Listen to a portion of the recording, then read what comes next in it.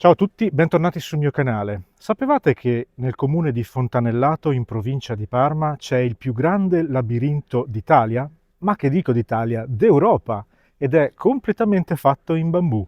Andiamo a vederlo.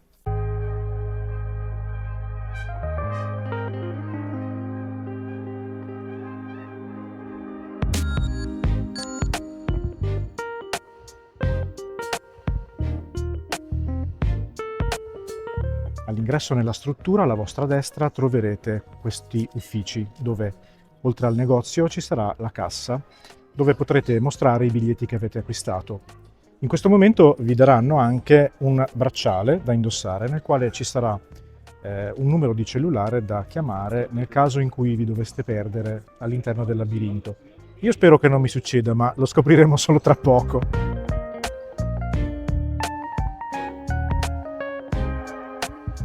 Preso nel biglietto d'ingresso potrete accedere anche alle mostre che cambiano di volta in volta nella struttura. Vediamo cosa c'è oggi.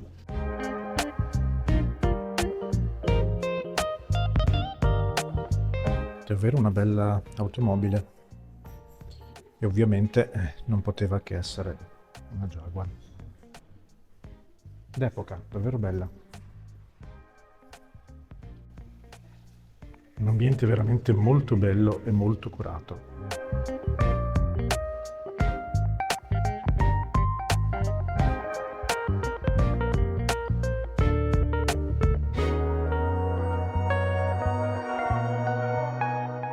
Ho finito di visitare la mostra che è stata veramente molto interessante.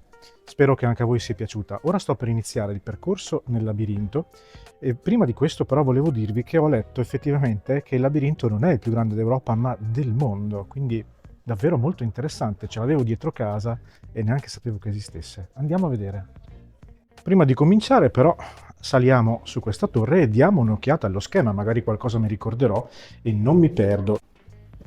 Cammina, cammina, l'uscita dalla torre si avvicina. Non è che ci aiuti troppo però. Presumo che questa torre abbia un senso quando i bambù, le piante, sono tagliate. Ma oggi sono cresciute, quindi non si vede il percorso che si dovrà fare. Per cui ecco, può essere una mano, ma anche no. Scendi che ti riscendi, il labirinto poi ti prendi. Parliamo di un posto così, nel quale bisogna, diciamo, per camminare senza perdersi. Non sarà facile, non sarà facile. Devo dire che il bracciale con il numero di cellulare è una grande consolazione. Io la mappa l'ho fotografata, quindi all'occorrenza ce l'ho, però è bello anche un po' andare con le proprie forze, no? Muoversi secondo l'aiuto solamente del proprio cervello, quindi sono spacciato. Venitemi a riprendere perché nessuno mi troverà mai e i bei video del mio canale ve li scordate. A proposito, se è la prima volta che finisci sul mio canale, perché non ti iscrivi? Non ti costa nulla, mi puoi sostenere in questo modo, mi dai la voglia di fare altri video e io ti porterò in tanti luoghi interessanti sparsi per tutta l'Europa.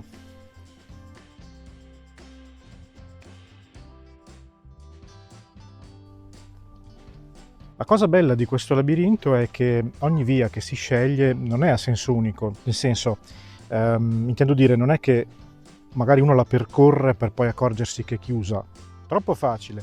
Le vie comunicano fra di loro, quindi ci si può perdere anche in altro modo. Non so se vedete. Vedete, questa è un'apertura che conduce a una via che io prima non ho fatto, quindi a un ramo del labirinto che io non ho percorso. Quindi è molto facile perdersi se si devia un po' dal percorso. E non sempre è facile capire se questa è una deviazione oppure se è un nuovo ramo del labirinto che si deve fare. Proseguo. E proseguiamo dritti e chissà dove caspita stiamo andando perché mi sono già perso praticamente. Speriamo bene. Sarebbe un po' una vergogna chiamare il numero di cellulare che ho sul bracciale, però all'occorrenza. Hai capito, oltretutto è vietato e pericoloso attraversare le siepi. Penso ci siano i coccodrilli tra una siepe e l'altra. Devo ammettere che non ho la sensazione che sia troppo complicato come schema questo labirinto. Tuttavia credo che sia proprio questo quello che ti frega, cioè che tu hai la sensazione di stare andando nella direzione giusta e in realtà forse sarebbe troppo facile. Ve lo dirò più avanti. Mm, Già stanno cominciando i primi problemi di orientamento perché praticamente ho camminato 5 minuti e sono tornato da dove sono passato poco fa. Vedete quel 6? Penso che lo scopo di questi numeri sia quello, cioè di non farti perdere. Niente, torniamo indietro. Dunque, mi trovo più o meno a metà del labirinto. Credo di essere più o meno vicino al centro, dove c'è il palazzo in cui dovrei finire il percorso. Però non è chiaro, come vedete le strade sono anche piuttosto scure, quindi non saprei dire con precisione dove mi trovo rispetto ai punti cardinali. Ho perso completamente l'orientamento, proprio io che sono un Simone viaggiatore, quindi se lo perdo io l'orientamento è abbastanza facile perderlo. Come dire, niente, proseguiamo, penso di andare di qua. Il percorso si fa interessante, se volete fare un pomeriggio di ginnastica, tra l'altro è un ottimo modo perché vi divertite e camminate moltissimo. Almeno ho visto il palazzo, finalmente l'ho trovato, però non sarà così facile entrarci, sono abbastanza sicuro. Infatti ora il percorso mi sta portando lontano da quel palazzo che ho appena visto, quindi proseguiamo. Direi che andiamo di qua. 14. Non l'avevo ancora visto. Numero 9, ancora non l'avevo visto, a meno che non ci sia qualcuno che si diverte a girare i 6, direi che di qua non ci sono ancora passato, quindi forse è un buon segno. Comunque ricordatevi di me, il vostro Simone Viaggiatore, una volta che vedrete che non pubblico più video sapete perché. Mi ritrovate qui, nel labirinto dell'Amazone, che sto ancora cercando di uscire.